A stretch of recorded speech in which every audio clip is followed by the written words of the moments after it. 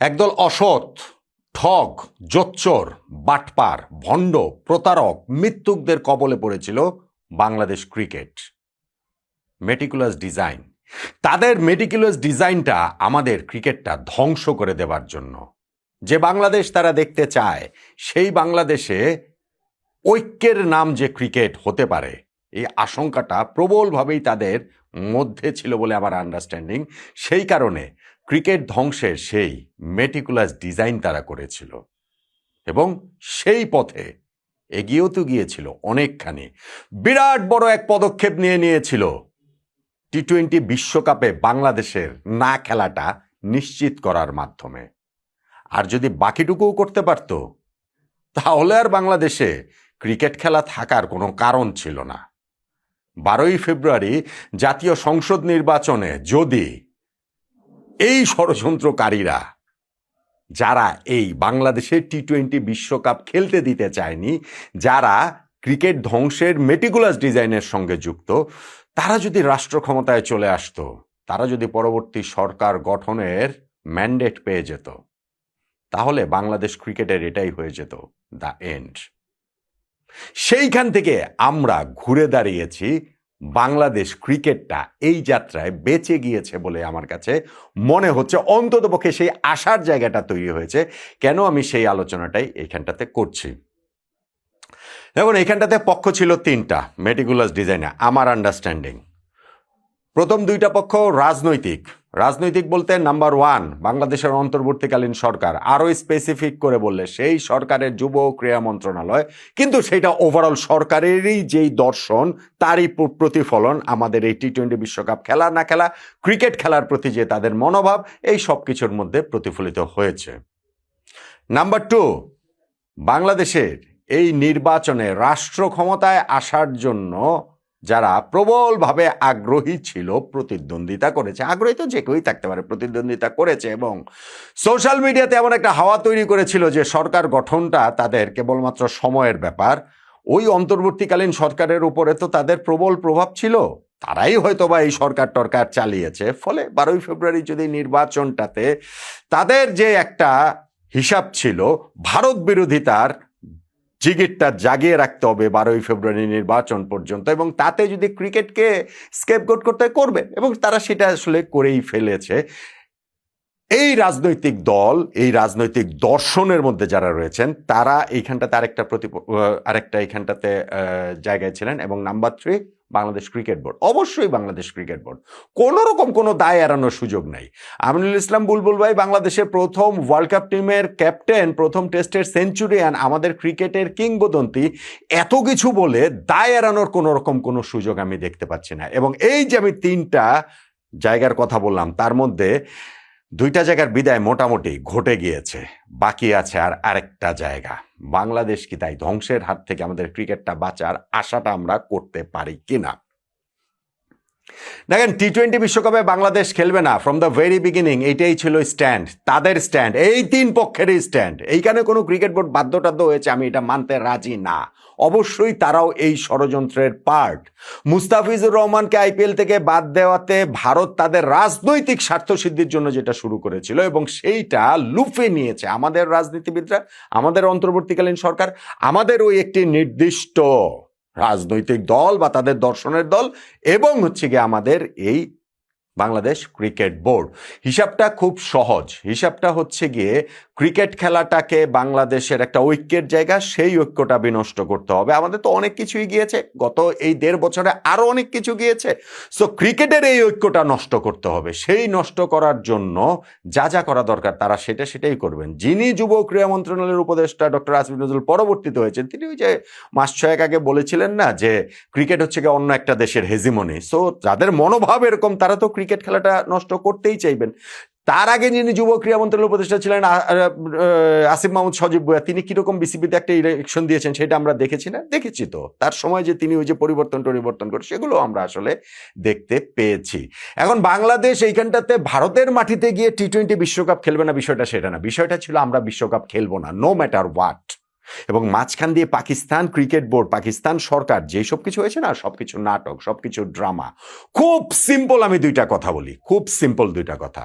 কথা হচ্ছে গিয়ে নাম্বার ওয়ান, বাংলাদেশ টি-20 বিশ্বকাপে আমরা খেলতে পারি না। আমাদের ক্রিকেট বোর্ড তাদের নেগোসিয়েশন পাওয়ার দিয়ে ক্রিকেট বোর্ড প্রেসিডেন্ট আমল ইসলাম বুলবুল ভাই আমাদের সরকারকে যেমন বোঝাতে পারেনি, তেমনি আইসিসি, ভারতীয় ক্রিকেট বোর্ড কিংবা অন্যান্য যে ক্রিকেট বোর্ডগুলো রয়েছে কাউকেই আসলে বোঝাতে পারেনি। যে কারণে তো ভোটে আমরা 14-2 ব্যবধানে হেরেছি, শুধু পাকিস্তান আমাদের পক্ষে ছিল। সেই বুলবুল ভাই ভারত পাকিস্তান ম্যাচের আয়োজন তিনি করে ফেলছেন, পাকিস্তানকে রাজি করে ফেলছেন, ওয়ার্ল্ড ক্রিকেটের ইকোসিস্টেমের স্বার্থে সেটা তিনি রাজা করাচ্ছেন এবং তিনি এটা হেসে হেসে ইন্টারভিউ দিয়ে বিভিন্ন জায়গাতে এটা বলে বেড়াচ্ছেন। বিরাট একটা গর্বের কাজ।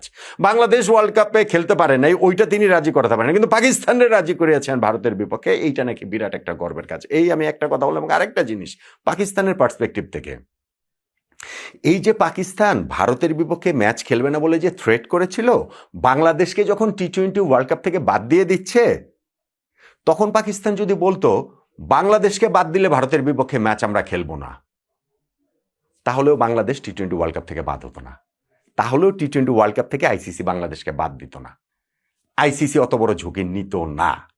পাকিস্তান তখন কিছু বলে নাই, কেননা পাকিস্তান চেয়েছে বাংলাদেশ বাদ হয়ে যাক।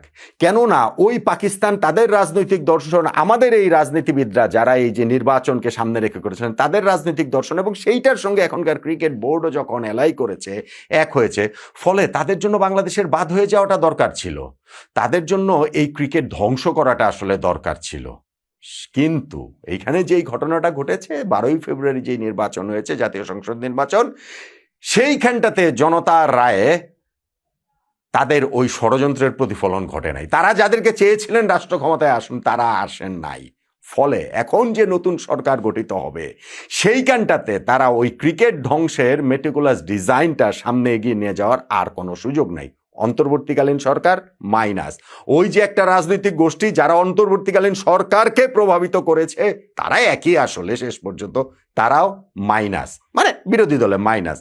আছে শুধু বাংলাদেশ ক্রিকেট বোর্ড, এবং বাংলাদেশ ক্রিকেট বোর্ডকেও যে মাইনাস করা উচিত, এই ক্রিকেট বোর্ডকে নিয়ে যে আসলে এগোনোর সুযোগ নাই। আমি অন্য একটা ভিডিওতে বলেছিলাম যে এই ক্রিকেট বোর্ড বাংলাদেশের ইতিহাসে সর্বকালে সবচেয়ে ব্যর্থ ক্রিকেট বোর্ড, এবং জাস্ট দুইটা দিক থেকে, একটা হচ্ছে গিয়ে তাদের সময় আমরা ওয়ার্ল্ড কাপ খেলতে পারিনি, এবং আরেকটা হচ্ছে গিয়ে যেহেতু বাংলাদেশের এই ক্রিকেট বোর্ডের নির্বাচনটা খুবই প্রশ্নবিদ্ধ ছিল, ফলে এই ক্রিকেট বোর্ড নিয়ে নতুন সরকারের পুরনো এই ক্রিকেট বোর্ড নিয়ে এগোনোর কোনো কারণ আমি দেখতে পাই না। এখন আমাদের ক্রিকেটটা বেঁচে গেল কোন জায়গাটাতে সেটা দেখেন। যদি এখন যারা সরকার গঠন করতে যাচ্ছে তাদের কাছ থেকে তো আমরা ওই আশাটা করতে পারি যে ভারতের সঙ্গে আমাদের রাষ্ট্রীয় পর্যায়ে যোগাযোগটা স্বাভাবিক হবে, অর্থনৈতিক পর্যায়ে স্বাভাবিক হবে, কূটনৈতিক পর্যায়ে স্বাভাবিক হবে, ফলে ক্রিকেটেও যোগাযোগটাও স্বাভাবিক হবে। কিন্তু তারা যদি সরকার গঠন না করে অন্য পক্ষ সরকার গঠন করত, তাহলে এই ভারত বিরোধিতার জিগিরটা থাকতই, তাহলে ভারত বিরোধিতা আরও উস্কে তারা দিত, তাহলে সরকারি পর্যায়ে রাষ্ট্রীয় পর্যায়ে সেইটা সহজ হতো না আমাদেরকে এই সম্পর্কটা স্বাভাবিক করা, তাহলে বাংলাদেশ ক্রিকেট ধ্বংসই হয়ে যেত। ওই যে এখন অনেকে বলেন না যে ভাই বলেছিলেন তো বাংলাদেশের ক্রিকেট একটা ওয়ার্ল্ড কাপ না খেললে ধ্বংস হয়ে যাবে, কিন্তু আমরা তো আইসিসির সঙ্গে মিটিং করেছি, আইসিসি তো বলেছে আমাদেরকে জরিমানাও করবে না, আমাদেরকে এইখানটাতে কোনো রকম কোনো নিষিদ্ধ টিষিদ্ধ করবে না। বিরাট আপনারা নাকি এটাতে যারা বলছেন তারা জিতে গেছেন, যারা বলছেন তাদেরকে আমি চিনি, তাদেরকে সবাই বাংলাদেশের মানুষও প্রবাবলি আসলে এখন চিনে গেছে।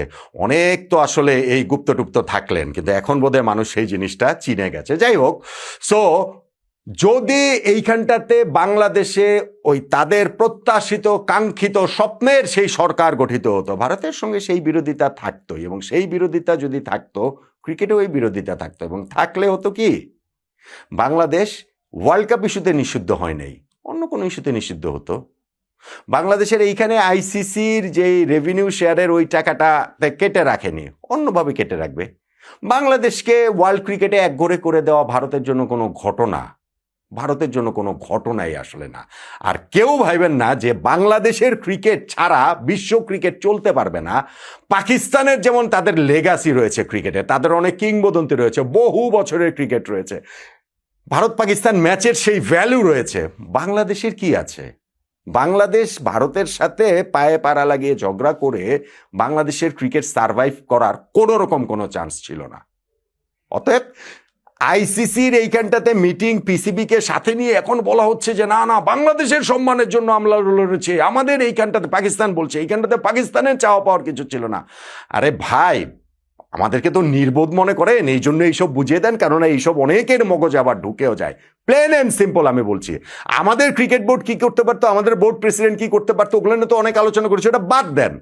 পাকিস্তান জাস্ট যদি বাংলাদেশকে টি-20 ওয়ার্ল্ড কাপ থেকে আইসিসি বাদ দিয়ে দিচ্ছে, মিটিং হয়েছে না? মিটিং তো হয়েছে। স্কটল্যান্ডকে দিয়ে রিপ্লেস করবে, আলোচনা হয়েছে না? আলোচনা তো হয়েছে। পাকিস্তান যদি সেই মিটিংয়ে বলতো বাংলাদেশকে বাদ দিলে আমরা খেলবো না, তা না, আমরা মানে বাংলাদেশকে বাদ দিলে আমরা ওয়ার্ল্ড কাপ খেললেও পাকিস্তানের বিপক্ষে ম্যাচ খেলবো না, এইটা হলেও আইসিসি কোনোভাবেই ওই ডিসিশন নিতে পারতো না। অতএব পাকিস্তান আক্ষরিক অর্থেই আমাদেরকে গাছে তুলে দিয়ে মই সরে নিচ্ছে। পাকিস্তান বাংলাদেশ এই রাজনৈতিক হিসাব নিকাশে তারা চেয়েছে বাংলাদেশ যেন টি-20 ওয়ার্ল্ড কাপ না খেলে, সেইটা তাদের ভোটের বাজারে একটা সুবিধা এনে দেবে। সুবিধা হয়তো বা এনে দিয়েছে, সেই কারণেই কিছু আসন টাসন পেয়েছে, কিন্তু ওই শেষ পর্যন্ত গিয়ে তাদের সেই স্বপ্নটা আসলে পূরণ হয়নি, তাদের কাঙ্ক্ষিত সরকার গঠিত হয়নি। ফলে এখন আমরা আশা করতে পারি যদি ওই সরকার গঠিত হতো তাহলে ভারত বিরোধিতা যেমন থাকতো, সরকারি পর্যায়ে থাকতো, ক্রিকেটেও পর্যায়ে থাকতো, বাংলাদেশের ক্রিকেট একঘরে হয়ে যেত, আস্তে আস্তে বাংলাদেশের ক্রিকেটটা শেষ হয়ে যেত, ধ্বংস হয়ে যেত।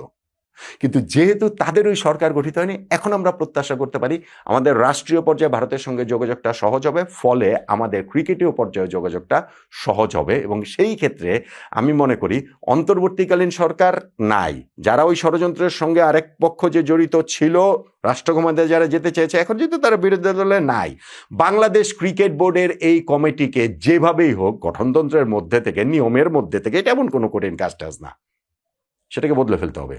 এই ক্রিকেট বোর্ড বদলে ফেলতে হবে এবং তারপরে গিয়েই বাংলাদেশের ক্রিকেটের আবার নতুন পথ চলাটা শুরু হবে ভারতের সাথে সেই সম্পর্কের জায়গাটা থেকে, যেটার প্রথম বিগ স্টেপ হতে পারে ভারত যে গত বছর বাংলাদেশ সফরে আসেনি, যেই প্রতিশ্রুত সফর, এই বছর ভারতীয় দল বাংলাদেশের সফরে আসবে, তাহলে সেই মেসেজটা যাবে সরকারি পর্যায় থেকে ক্রিকেটীয় পর্যায়ে। এই পাশাপাশি দুইটা দেশের সম্পর্কটা এখন আবার স্বাভাবিক হয়ে যাচ্ছে, ফলে বাংলাদেশের ক্রিকেটটা আর সেই ধ্বংসের পথে হাঁটবে না।